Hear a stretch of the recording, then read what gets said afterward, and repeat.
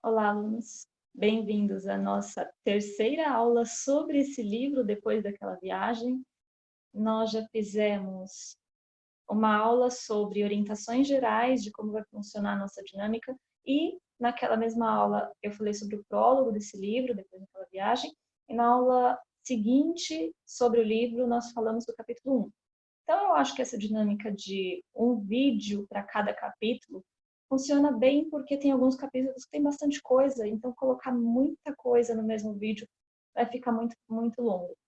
Então, nesse aqui, acredito que faremos só o capítulo 2, mas já rende bastante discussão.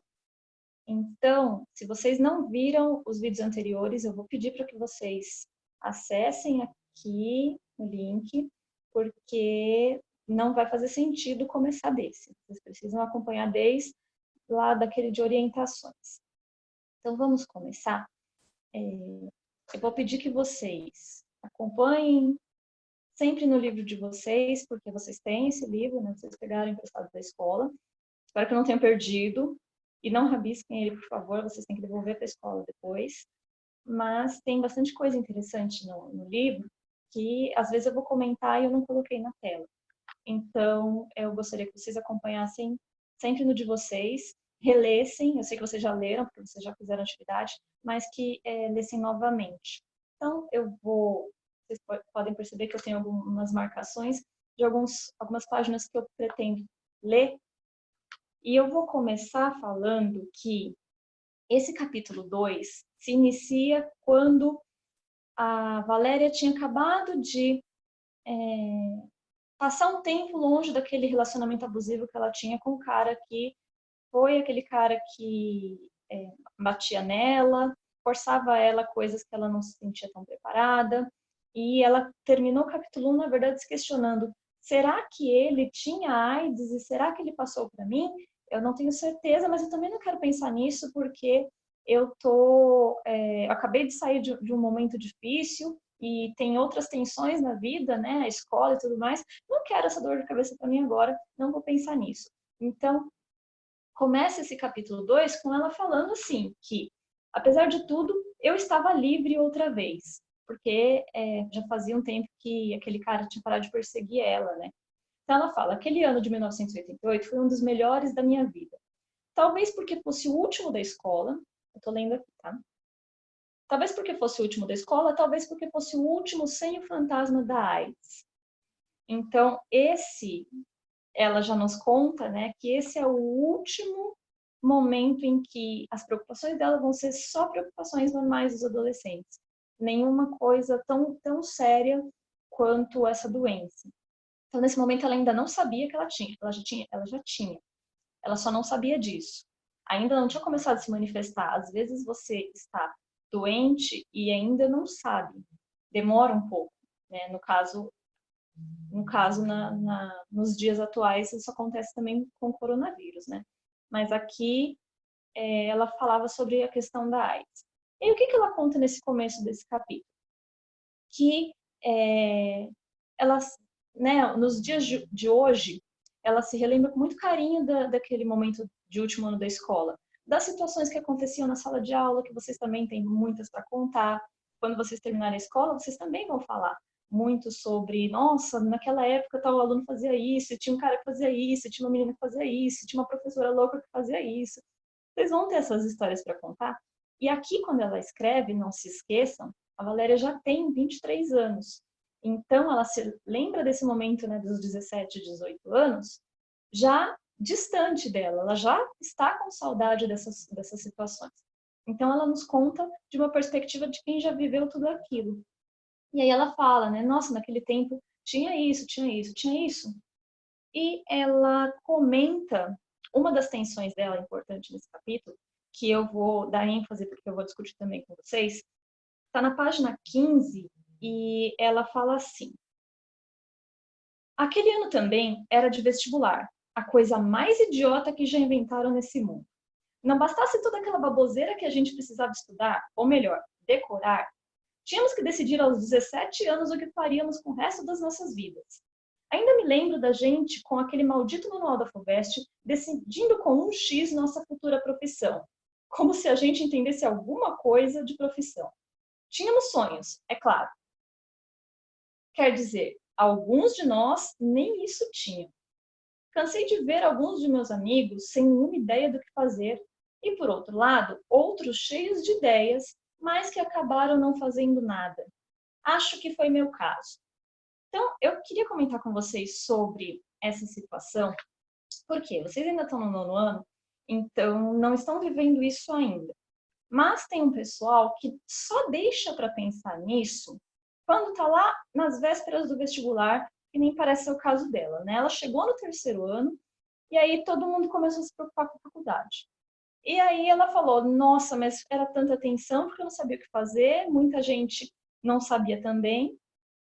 E eu não sei se vocês sabem alguma coisa assim, sobre faculdades, mas ela estava com o manual da FUVEST.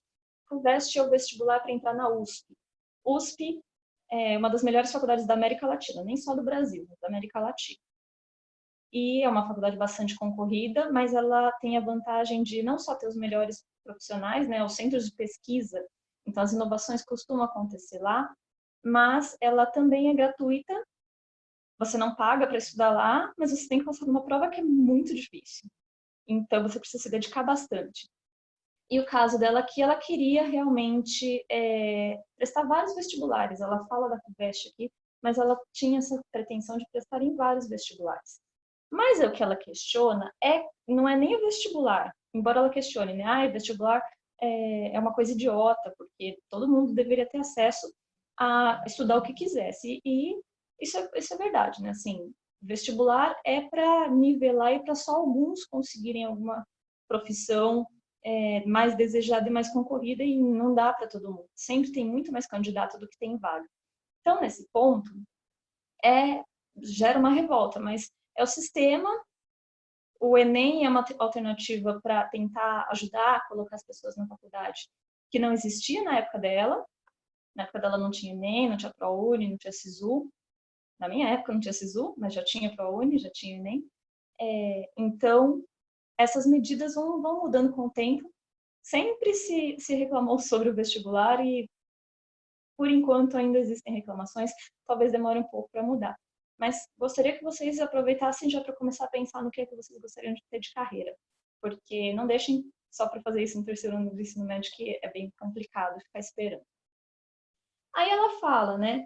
Decidindo com X nossa futura profissão. Quando você vai escolher uma faculdade, antes você tinha que preencher a folha de inscrição na folha com a caneta, agora é tudo online, mas você tinha que lá marcar, vou fazer, no meu caso, por exemplo, história ou letras.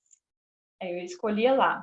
As pessoas colocavam aquele xizinho e agora é isso, você não pode mudar, você vai prestar a prova, não dá para mudar, a não sei que você não espere o outro ano para prestar com outro curso.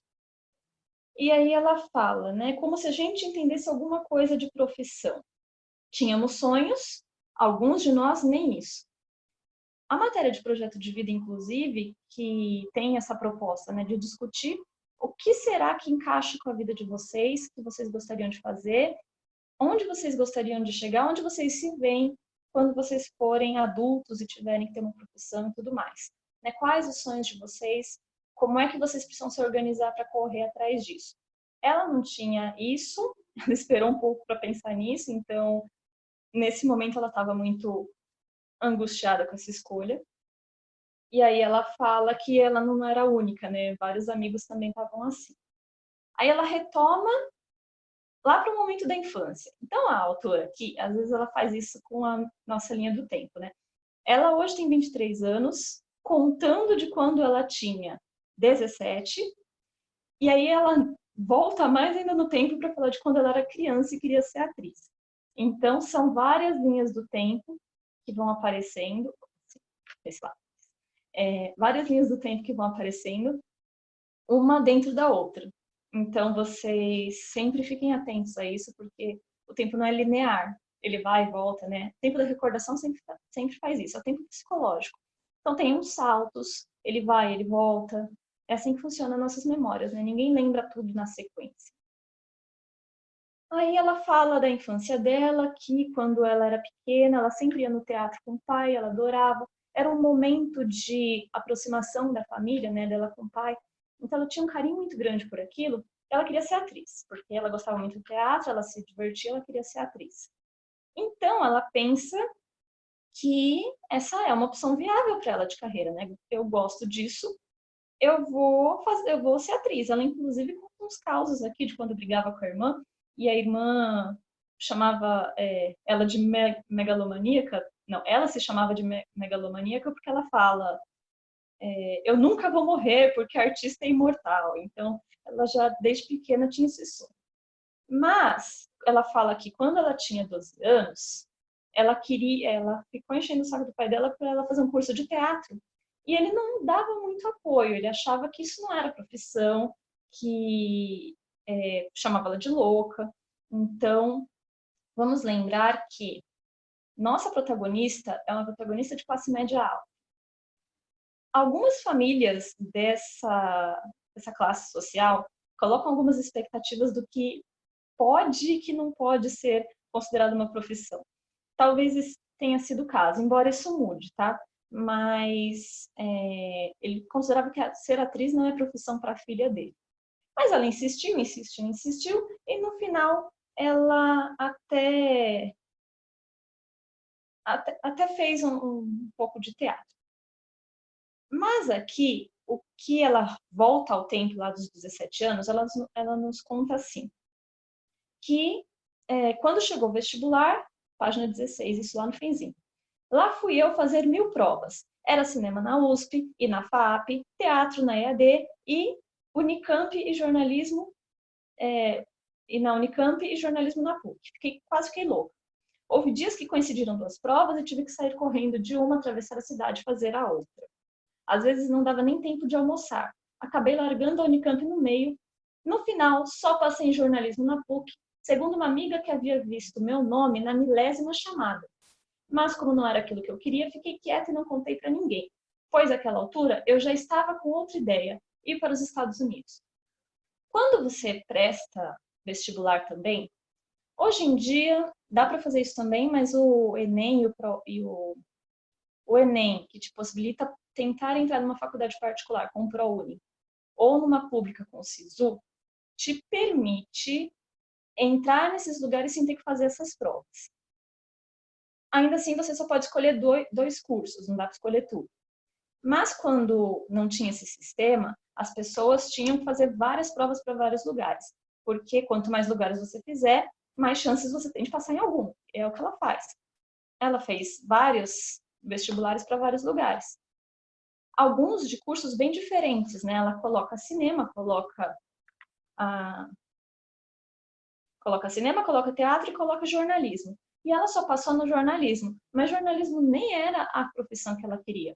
Ela colocou por colocar, porque provavelmente na PUC não tinha nem cinema nem teatro. Então ela falou: esse aqui é mais ou menos perto, vou fazer esse.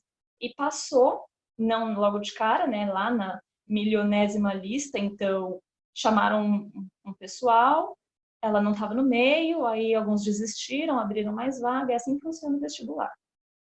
Estou falando sobre isso, tudo isso que não está no livro, porque são informações legais para vocês terem, para vocês irem pensando na vida de vocês, tá? Em sala de aula eu falaria isso, não é porque eu estou gravando que eu não vou falar. Na verdade, eu escolhi esse livro porque tem muitas questões que dá para a gente discutir além da história.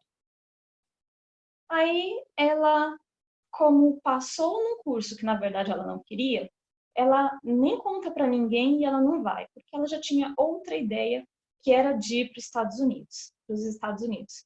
E aí ela começa a refletir, volta lá para os 23 anos, quando ela está escrevendo, e fala: hoje, me pergunto como minha vida teria sido diferente se eu tivesse feito uma faculdade. Faltou pouco para eu entrar na USP. Passei até para a segunda fase. Mas aí eram 15 vagas, infelizmente meu nome não estava lá quando saiu a lista. É um negócio bem chato esse, sabe? Você fica procurando o seu nome na lista e depois que lê pela 10ª vez acaba se convencendo que não está lá mesmo. Daí começa a imaginar quem são os outros 15 sujeitos que pegaram o meu lugar. E ela começa a falar sobre vagas e tudo mais, que é uma situação que eu não sei se vocês já prestaram alguma provinha. Talvez alguns prestem para a escola técnica no fim do ano. Lembrando que escola técnica não vai ter as aulas diferentes que tem no ensino que vocês estão acostumados, tá? Então, tem que pensar se vale a pena ou não.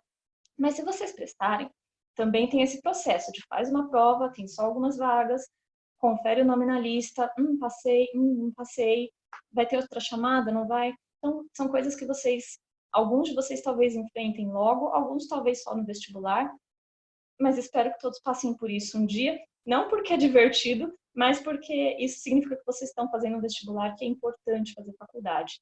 Se sem faculdade se com faculdade já é difícil ter um bom emprego, assim, estável, com boa remuneração, sem faculdade é mais difícil ainda.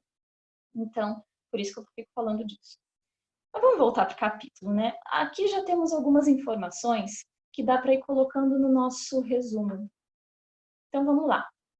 O capítulo começa com as emoções daquele ano, que eram de liberdade, de saudade, porque ela não sabia da AIDS ainda. E ela fala dessas tensões sobre o vestibular, dos estudos, escolha profissional. Ela fala que não sabia o que queria cursar. E o desejo de ser atriz desde pequena, isso também é importante. E ela fala sobre prestar vários vestibulares e que passou em jornalismo, mas não se matriculou. Então, diz o que eu falei até agora, essas são as informações mais importantes. Vamos transformar isso em um texto, então. Tem mais isso aqui. Reflexões sobre coisas, como as coisas poderiam ser se de repente ela tivesse passado alguma coisa assim. Então, o que nós temos? Recorda-se, a Valéria, né? Recorda-se das emoções daquele ano. Se sentia livre, pois era o último ano da escola, e recorda vários eventos da turma dela e ainda não sabia que tinha AIDS. Entre as tensões daquele ano, a pressão do vestibular e de escolher uma carreira era maior. Ela gostaria de fazer uma escolha motivada pelas boas memórias da infância, de ser atriz.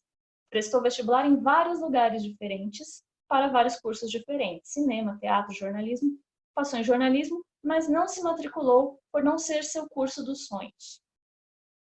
Reflete que talvez devesse ter feito o curso só para ter passado mais tempo com os amigos na faculdade. Essa é uma outra reflexão que ela faz depois, né? Que, eu não fiz, mas agora eu tenho tanta saudade de ficar com o pessoal, que eu, de repente, mesmo sem ser minha carreira dos sonhos, se eu tivesse feito, eu pelo menos teria passado mais tempo com eles. Não é uma ótima motivação para você fazer um curso, tá? Porque na faculdade, normalmente, você vai ter novas amizades, mas como ela não estava fazendo nada, ela não sabia o que fazer, ela pensa nisso, né? Talvez eu devesse pelo menos ir fazendo o curso só para ir conhecendo as coisas. Na sequência, ela tem outras divagações sobre como ela começou a fazer um curso de teatro. E aqui eu já vou colocar direto nos tópicos, porque fica mais rápido da gente fazer, que senão eu vou levar 2 horas nesse capítulo. Então, o que acontece no restante desse capítulo? Ela fala que em 1989 ela vai de férias com a família para o interior e lá ela conhece o Leco. E esse Leco é outro cara que ela também se apaixona, eles acabam ficando. E eles se separam, mas um dia se encontraram de novo. Então eles ficam lá durante as férias, aí ela volta para casa e aí ela liga para a cidade onde ela tinha ficado e o pessoal passa o contato dele, eles começam a conversar e eles se encontram de novo. E nesse se encontrar de novo, eles começam com um namoro que eles chamam de simples. Por quê? Porque eles falavam, não precisa ter muita regra, não precisa ter muita frescura, vamos ser bem, bem de boa. E aí, ela já tinha tido aquele relacionamento anterior, né? Nós discutimos lá no capítulo 1 com aquele cara muito ruim que abusava psicologicamente e fisicamente dela. E ela não fala disso com o Leco. Ela ela não fala nem que ela apanhava, nem sobre a possibilidade de ter uma doença, porque ela se sente constrangida de falar sobre esses assuntos. Então, resumindo isso, o que eu coloco aqui até agora, né? Fala assim, durante as férias com a família no ano seguinte, ela conhece o Leco e eles ficam juntos. Se reencontram em outro momento e começam a namorar. Apesar de ser um relacionamento agradável, ela não conseguia se abrir sobre o namoro anterior por vergonha da violência e também não queria falar sobre ter um relacionamento íntimo. Então, sempre que o assunto entre os dois sobre ter algum relacionamento mais íntimo surgia, ela desconversava, porque ela nem queria falar sobre isso.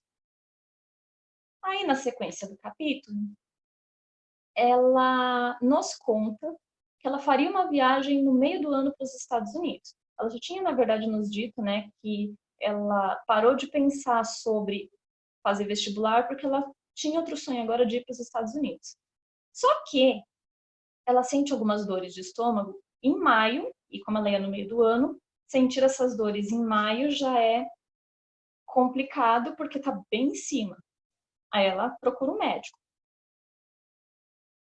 E faz os exames, ele pede alguns exames, aí ele vê o resultado e fala, esses resultados estão suspeitos, vou pedir mais exames, e aí vai nessa pedir exame, ela vai ficando suspeita, vai falando por que ele está pedindo esse monte de exame, mas é porque realmente havia alguma coisa estranha acontecendo. E os resultados são ruins e pede ainda mais exames, como eu falei, e aí ele não diz para ela qual era o resultado. O médico, na verdade, liga para o pai dela, fala os resultados e o pai dela conversa com ela no carro. E o que ele fala? Deixa eu achar aqui para vocês, para mostrar direitinho. Aqui. O pai dela fala, né, que... Sabe, filha, essa doença nova que surgiu, no fundo ninguém sabe direito do que se trata. Cada um diz uma coisa. Isso de a pessoa morrer logo, talvez não seja bem assim. Aí ela já sabe que ele está falando de AIDS. O médico não falou para ela, foi o pai, né? E aí percebe-se que o pai também não tem muita informação, ele não sabe muito bem o que ele está falando, mas ele fala, tenta animar ela, falando, não, talvez não seja do jeito que está todo mundo falando. E aí eles vão num médico especialista, que ela chama de doutor infectologista, que é aquele que realmente vai saber por quê. Antes ela tinha ido em um médico que não era dessa área e que não teria condições de dar todas as informações precisas. Aí ela vai no especialista, esse especialista também examina ela e começa a conversar sobre o que é de fato essa doença, né? Ele vê os exames dela e aí ele fala apenas tentar levar a vida normalmente. Ela pergunta o que ela tem que fazer, ele fala, não tem o que fazer, vai seguindo com a sua vida. Aí ela fala, posso ir para os Estados Unidos ainda? Posso viajar tanto assim? Ele falou, não tem problema, você só precisa continuar fazendo acompanhamento. Faz os exames para ver como é que está a sua imunidade, sempre vai acompanhando se você tiver algum efeito colateral e segue a vida, porque não tem o que fazer. Ele fala uma coisa que é bem complicada, que ele fala assim, agora vê se não fica encanando muito, porque tem gente que passou até 10 anos sem desenvolver a doença. Aí ela pensa, nossa, que bom, não? No mínimo, ele ficou ali parado, esperando que eu desse um sorriso e saísse feliz e contente. 10 anos, 10 anos. A minha cabeça já tinha começado a fazer as contas. Peraí, já nem são mais 10 anos. Se eu estou com 18 anos, peguei isso provavelmente com 16, então me restam só 8. 8 anos. 8 anos para eu me encher de pereba, meu cabelo cair, eu ficar pesando meio grama e tchau. Essa era a primeira sentença de morte que eu via com validade para 8 anos. E isso se eu tivesse sorte, é claro, muita sorte. Então, esse momento começa a mudar tudo para ela. Por quê? Não só saber que estava doente, mas saber que isso ia afetando ela cada vez mais até que ela se sentisse tão fraca, tão frágil, que ela acabaria sucumbindo à doença. Isso ia ser gradativo e isso não ia ser de uma vez. Então ele fala, né, tem gente que conseguiu viver uma vida tranquila por 10 anos e aí que se piorou. Mas esse era um dos melhores casos, né, não a norma. Então ela fala, eu já nem tenho mais 10 anos, porque eu já peguei isso faz tempo. Então tenho 8. E aí ela começa a falar, nossa, mas o que eu vou fazer com minha vida se a minha vida tem um prazo de validade agora? Então isso é bastante complicado, né? Aí vamos transformar esse trecho aqui em Resumo é assim. Durante os preparativos para a viagem, no meio do ano, ela percebe que sente dores no estômago e procura um médico. São feitos muitos exames diferentes, pois parecia sério. O médico informa ao pai o resultado e eles decidem procurar um especialista. E esse especialista explica os resultados, pede mais exames em outro laboratório. A imunidade dela estava boa, mas não havia nada que pudesse ser feito. Ele diz que teve gente que teve uma vida normal por mais até 10 anos. E ela pergunta se ela podia continuar com os planos de viagem. Ele fala que sim, tudo bem. Então, ele ainda recomenda para ela, quando você estiver lá nos Estados Unidos, procura os laboratórios de lá para refazer esses exames, porque eles têm mais condições lá. Então, de repente, eles conseguem te dar informações melhores.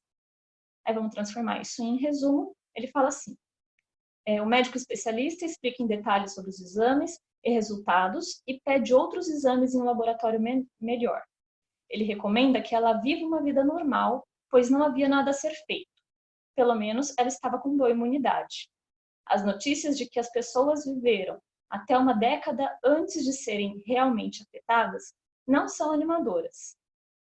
Ela decide fazer sua viagem mesmo assim e recebe uma recomendação de fazer mais exames nos Estados Unidos. Então, esse foi o resumo. Ainda tem mais um pouquinho. O que ela pensa depois disso? Que ela não pode mais ter um relacionamento com o Leco, porque, imagina, ela tá doente, como é que ela vai ter um relacionamento com ele desse jeito? Aí ela quer terminar, mas ela não quer contar os motivos. Aí ele fica insistindo, falando, não, peraí, não vamos terminar não. Você vai viajar, quando você voltar, a gente conversa. Então ela acaba cedendo, porque, nossa, ele era tão fofinho, né? O que eu faço? Vamos enrolando ele enquanto dá.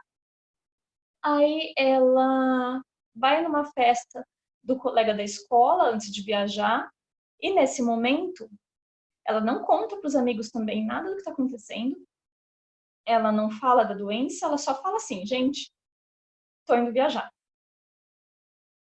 Então, resumindo isso aqui, ela decide que precisa terminar o relacionamento, mas não quer contar os motivos. Ele pede que eles conversem sobre isso só quando ela retornasse e ela acaba concordando. Também não conta nada aos amigos, apenas avisa que iria viajar no dia seguinte. Então, aqui nós temos o resumo de todos aqueles resuminhos que eu fiz, eu coloquei aqui em uma página. Por quê? Porque é isso que eu tinha pedido para vocês fazerem, né? Um resumo do capítulo. Aqui tem o resumo do capítulo que eu fui fazendo pouco a pouco com vocês. Então, vocês podem pausar o vídeo para dar uma lida, mas é a mesma coisa que tinha nos slides anteriores. Vamos falar sobre as questões levantadas nesse capítulo. E aí eu vou colocar de novo um pouquinho maior aqui, vai ficar em cima do título, tá? Vocês não ligam, né? Então, primeira questão levantada, que eu já discuti bastante com vocês, questão de vestibular e carreira e tomada de decisões. É um tópico importante que ela coloca, que vocês também têm que pensar sobre isso. Não deixe para pensar em cima da hora que nem ela, né? Vão pensando desde já. Outra questão importante, o processo de descobrir a doença, né? Você só percebe que está doente quando ela já está agindo de certa forma bem complicada para o seu organismo. Não é assim que você pega, que você percebe. Então, é importante que você evite entrar em situações em que você possa ficar doente, porque você vai demorar para perceber. E outra questão importante que aparece é que ela tem vergonha sobre se abrir com os amigos. Vocês talvez já tenham passado por alguma situação em que era uma situação que não deveriam ter vergonha, mas vocês sentiam que não conseguiam conversar com as pessoas, que não dava para conversar com as pessoas. Talvez as pessoas até estivessem passando por coisas parecidas, mas vocês não conseguiam se abrir. No caso dela, provavelmente nenhum estava passando por alguma coisa parecida, mas eles eram os amigos dela, né? Eles gostavam dela, eles se importavam com ela. Ainda assim, ela sente que ela não consegue ser sincera com eles, e isso também é um peso para ela. Além do peso de toda a doença que estava causando conflitos na vida dela, ela tinha um peso novo de não falar sobre isso. Então, esse foi o resumo do capítulo 2. Um resumo bem detalhado, né? Nós conversamos, na verdade, sobre isso. Eu falei, vocês ouviram, quero que vocês falem mais. E então, se vocês quiserem comentar alguma coisa sobre esse capítulo, coloquem nos comentários. E eu espero que vocês tenham gostado. E, por favor, fiquem em casa. Então, até a próxima aula. Tchau, tchau.